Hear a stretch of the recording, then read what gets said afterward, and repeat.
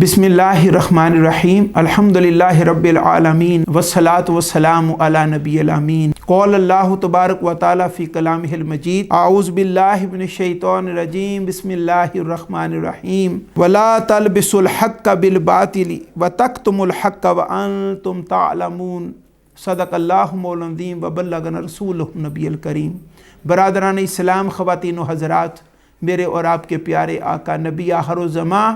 मकीन गुंबद खज़रा हज़रत मोहम्मद मुस्तफ़ा सल्लल्लाहु अलैहि वसल्लम के प्यारे गुलाम,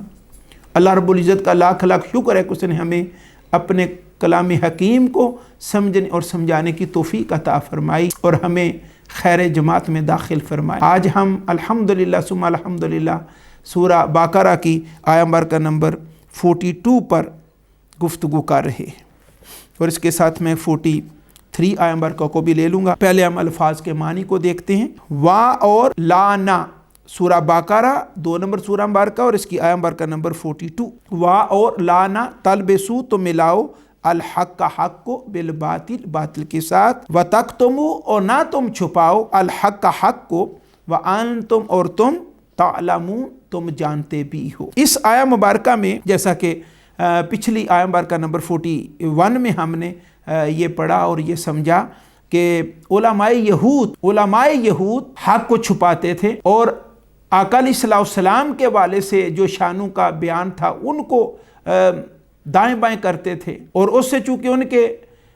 घटिया मफादात थे अपने जाहिल लोगों के साथ, और वो इस परेशानी थी कि हम जिस तरह पहले जब हुज़ूर अलैहिस्सलाम तशरीफ़ नहीं लाए थे तो हम शरो बस के साथ और शद्दो मद के साथ तो रात में हुज़ूर अलैहिस्सलाम की शानों को बयान करते थे। और ये बात भी याद रखनी चाहिए कि कौम यहूद, इनका वतन असली वतन मदीना पाक नहीं है। जो जब हुज़ूर अलैहिस्सलाम तशरीफ़ लाए तो इतने बड़े किले इन्होंने बनाए हुए थे और इतनी बड़ी तादाद कौम यहूद की यहाँ पर आबाद थी। बुनियादी वजह ये थी कि इनका इलाका तो था इराक, शाम, मिस्र और फ़लस्तीन, वो सारा बेल्ट थी इनकी। लेकिन अपनी किताबों में और पहले अंबिया और रुसल से ये सुनते आ रहे थे सीना बसीना और अल्लाह ताला की इल्हामी किताबों के ज़रिए कि नबी आखिर ज़मां अल्लाह के महबूब हज़रत मोहम्मद मुस्तफ़ा सल्लल्लाहु अलैहि वसल्लम खजूरों वाली सरज़मीन में तशरीफ़ लाएंगे और वो अरब की सरज़मीन होगी। और पूरे अरब में उस वक्त भी और आज भी सबसे ज़्यादा खजूरें मदीना पाक में पैदा होती हैं, प्रोड्यूस होती हैं। तो ये उस वक्त ये यसरब था। यसरब का मतलब भी बीमारियों की अमाजगा, जो भी यहाँ आता वो बीमार होता और उनमें से कई जो है वो अल्लाह को प्यारे हो जाते। और इन्होंने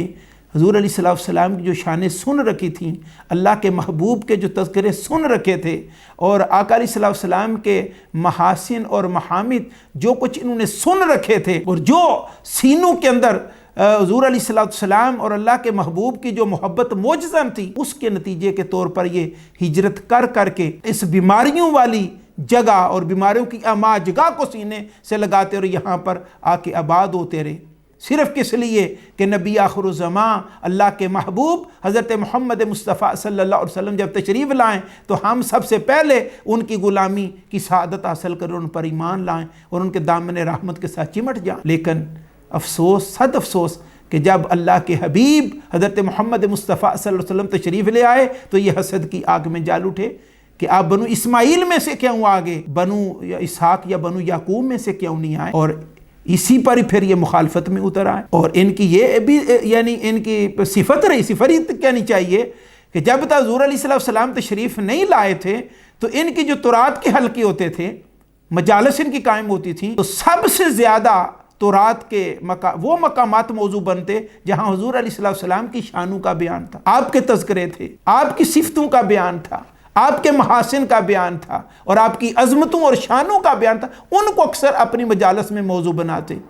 लेकिन जब हुज़ूर अलैहिस्सलाम तशरीफ़ ले आए तो फिर ये हसद की आग में जल उठे। अब जब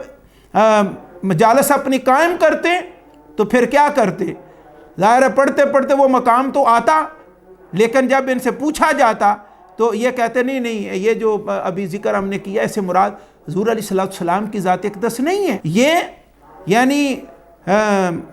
حق کو باطل کے ساتھ ملاتے، سچ کو جھوٹ کے ساتھ ملاتے، اور پھر تورات کے وہ مقامات جہاں پر حضور علیہ السلام کی شانوں کا بیان ظاہر و باہر ہوتا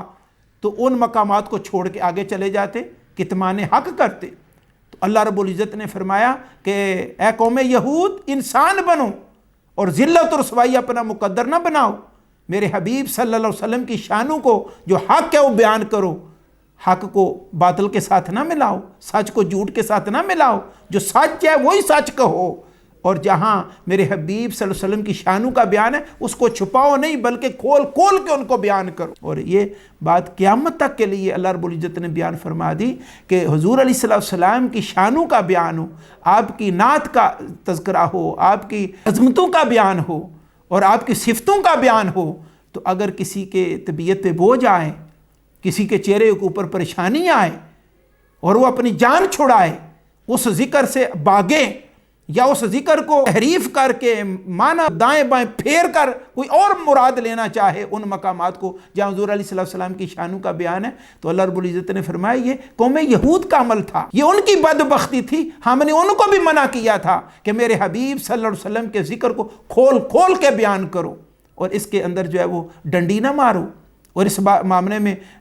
حق کو باطل کے ساتھ نہ ملاؤ اور حق کو مت چھپاؤ۔ اور قوم یہود جانتے بھی تھی، علماء یہود جانتے بھی، اسی لیے اللہ رب العزت نے فرمایا وَأَنْتُمْ تَعْلَمُونَ، اور تمہیں پتہ بھی ہے کہ یہ سے مراد میرے حبیب حضرت محمد مصطفیٰ صلی اللہ علیہ وسلم کی ذات اقدس ہے۔ تو یہ تو قوم یہود کی روش تھی، آج ہمیں بھی اپنے اندر اپنے گریبانوں میں جان کے دیکھنا ہوگا کہ کہیں اس خرابی کا شکار ہم بھی تو نہیں ہو گئے ہوئے۔ حضرت عبداللہ بن عباس رضی اللہ تعالیٰ عنہ فرماتے ہیں کہ یہ جو کتمان حق تھا اس سے مراد ذکر مصطفیٰ تھا، حضور علیہ السلام کا ذکر تھا جس کو وہ چھپاتے تھے اور اس میں تعریف کرتے تھے، ڈنڈی مارتے تھے، دائیں بائیں کرنے کی کوشش کرتے اور جان چھڑاتے تھے حضور علیہ السلام کے ذکر سے۔ تو ہمیں چاہیے کہ اس معاملے میں اللہ تعالیٰ کے اس پیغام کو سمجھیں، اور اگر یہ ہمارے اندر خرابی آ گئی ہے تو ہم اس خرابی کو دور کریں، کہیں ایسا نہ ہو کہ جس طرح ان کے اوپر اللہ تعالیٰ کی ناراضگی اتری قوم یہود کے اوپر، کہیں یہ نہ ہو کہ اس طرح کی ذلت اور رسوائی ہمارا مقدر بھی نہ بنے۔ اور دوسری اس سے اگلی نیکسٹ آیت بار کا فرمایا وَأَقِیمُوا الصَّلَاةَ وَآتُوا الزَّکَاةَ وَارْکَعُوا مَعَ الرَّاکعِینَ، اور اقیمو تم قائم کرو الصلاۃ نماز، اور آتو تم ادا کرو الزکاۃ زکوٰۃ، وارکعوا اور تم رکوع کرو مع الراکعین رکوع کرنے والوں کے ساتھ۔ یہ قوم یہود کو کہا جا رہا کہ اے قوم یہود تم نماز قائم کرو جس طرح کہ میرے حبیب اور میرے حبیب کے غلام صلی اللہ علیہ وسلم و علیہم رضوان نماز کو قائم کر رہے ہیں، اور اسی طرح تم زکوٰۃ دو جس طرح میرے حبیب صلی اللہ علیہ وسلم زکوٰۃ دے رہے ہیں اور میرے حبیب صلی اللہ علیہ وسلم کے صحابہ اہل ایمان زکوٰۃ دے رہے ہیں، اور تم رکوع کرو رکوع کرنے والوں کے ساتھ، یعنی میرے حبیب صلی اللہ علیہ وسلم جس طرح رکوع کر رہے ہیں اور میرے حبیب صلی اللہ علیہ وسلم کے صحابہ اکرام جس طرح رکوع کر رہے ہیں اس طرح تم رکوع کرو اور ان کے ساتھ مل کے رکوع کرو۔ گویا کیا مطلب ہے کہ اے قوم یہود اور اے علماء یہود اس طرح بن جاؤ اپنے اعمال میں معاملات میں جس طرح کے میرے حبیب صلی اللہ علیہ وسلم کی ذات اقدس اور ان کے اعمال ہیں، ایسا دین اختیار کر رہو اور ایسے ہو جاؤ، اور جس طرح میرے حبیب صلی اللہ علیہ وسلم کے صحابہ اکرام اعمال بجا لا رہے ہیں وہی اعمال تم بھی بجا لاؤ اور انہی جیسے ہو جاؤ، اور اپنی یہ جو تم نے آئیڈینٹی قائم کر رکھی ہے اور اپنی شناخت قائم کر رکھی ہے بطور قوم یہود، اس کو ختم کرو اور پکے اور سچے مسلمان اور مومن بنو اور ان تعلیمات کو فالو کرو جو میرے حبیب صلی اللہ علیہ وسلم کی تعلیمات ہیں اور جن تعلیمات کو میرے حبیب صلی اللہ علیہ وسلم کے صحابہ اکرام پرفارم کر رہے ہیں۔ اللہ رب العزت ہمیں حق بات سمجھنے اس پر عمل کرنے کی توفیق عطا فرمائے۔ وما علینا الا البلاغ المبین۔